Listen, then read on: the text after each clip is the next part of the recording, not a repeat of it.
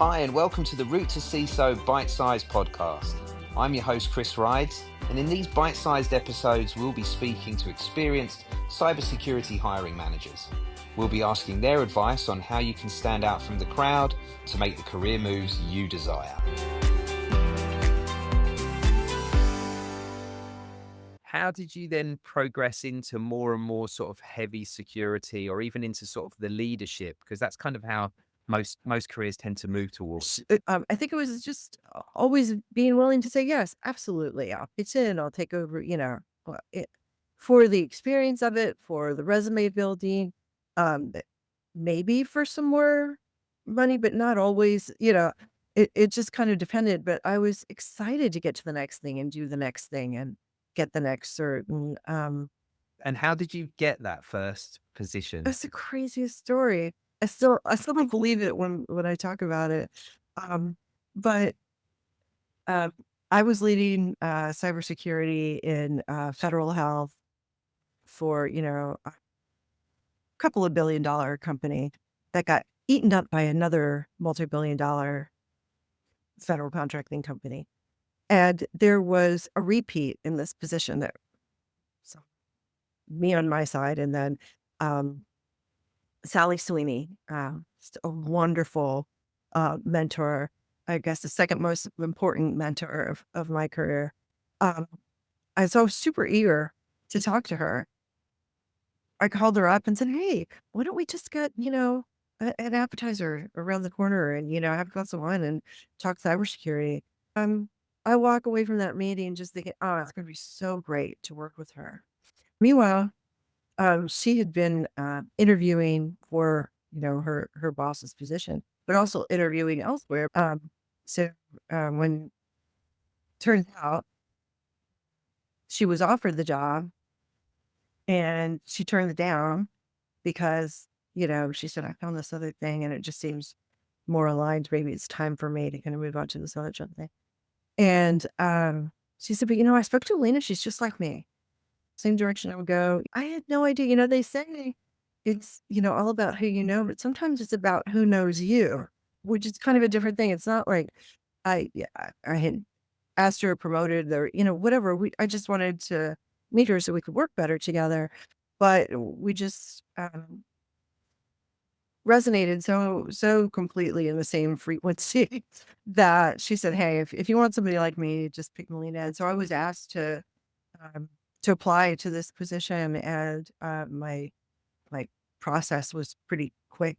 I I didn't they all knew me. I didn't really have to interview at all. If I look at people in their careers, in their actual career, like one of the biggest thing that makes the largest difference is that EQ factor, is the factor Right. of like how do they gel with the people that they're interviewing with, how are they going to be as part of the team. Like it's more about the person often Right. than the actual skills. You can teach the skills, but if you've got somebody that's got all the skills but isn't a particularly nice person, Yeah, are they going to be a good person to have in the team? The answer is no. exactly. That's really important too. Just to understand who you are supposed to be as a person, and now not just be conform to a shell, but be yourself, but able to bring your own unique personality to a team. Yeah. And that's the mindset that you get into, and it really helps you be successful, because if they don't like you, they're not going to want to work with you. Yeah. And it's like you're trying to advance your career and nobody likes you.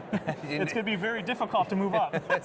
What are the ways that, if you look at people that are either already in the industry or early career or trying to get in the industry, what can they do to work on that part of their personality or that part of their skill set? Yeah, absolutely. I think it really comes down to understanding what the fundamentals of the industry is in the first place, and then going, okay, how can I adapt myself to meet those requirements? Right. You start developing that situational awareness where you're assuming there's something happening, and so you're reacting, or maybe you've already taken proactiveness. And really, it's just that psychological mindset that really to work on. Yeah. Is like, okay, what is cybersecurity? Somebody that's like, okay, he's done, these platforms, he's highly ranked, he's put a lot of time into, hacking things. But once you put him on there and he's tunnel vision, Yeah. there's a lot of lost value there. And I think people like myself, we're looking for ones that already have that mindset correctly, and then they're looking to get mentored. And that's like a dream come true for somebody in senior leadership. Like, oh my God, he's got everything he needs. He just needs to be taught. Let's do it. And really, it's just the mentality, I think, is the most important thing to have, is when you're approaching this industry, is having the right mentality. Also, people that are earlier on in their career, put your hand up for stuff, right? That's how you become like the internal unicorn, right? You see a gap, you see something that needs help, go and ask, is that something I can help with? It's an ability to learn more. And in the current market also, potentially not put yourself out of the bracket. If you're somebody with a unique set of skills, it would be hard to lay all of that piece of work off. You're creating some job security there. Yeah, and it's also, as opportunities come up, if you have an interest in learning something new, doing that before the opportunity actually in front of you to go apply for from a talent acquisition standpoint or talent management standpoint. I mean, you can do security or any type of role as part of your normal job. And all you have to do is say, hey, I want to learn.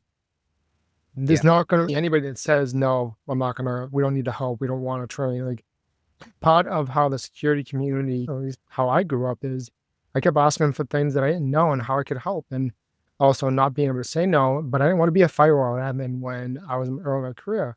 But I took on everything else nobody else wanted. And I had no clue at that point. You had to figure it out, but you also had to ask.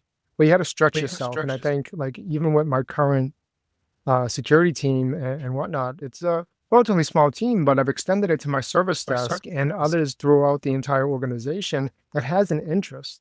Like, they want to do, it doesn't matter, vulnerability management, incident response, security monitoring, like, they have an interest. I will spend time with whoever that wants to learn. And then eventually, when there's an opportunity, and I've hired or promoted 3 or 4 people from my service desk into my DevOps team or to my security team, or even in an application development team. And just because they showed an interest, they may not have the skills right now.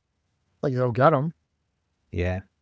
And often that's the way people find themselves into positions or roles or areas of interest that they never even would have touched because they didn't know about it. They didn't know it would be something they would be interested in. So It goes it's good back for the to person. adding value. Like, Yeah. at the end of the day, it's like, how do you add value to an organization? Doesn't matter what level it is. You have an interest, you can provide help. That is adding value. Thank you for listening to the RootToCISO Bite-Size podcast. I hope you enjoyed this episode. Make sure you keep an eye out for season 3 of the full RootToCISO podcast. And in the meantime, stay up to date by liking, commenting, and of course, subscribing to our channel. Thank you.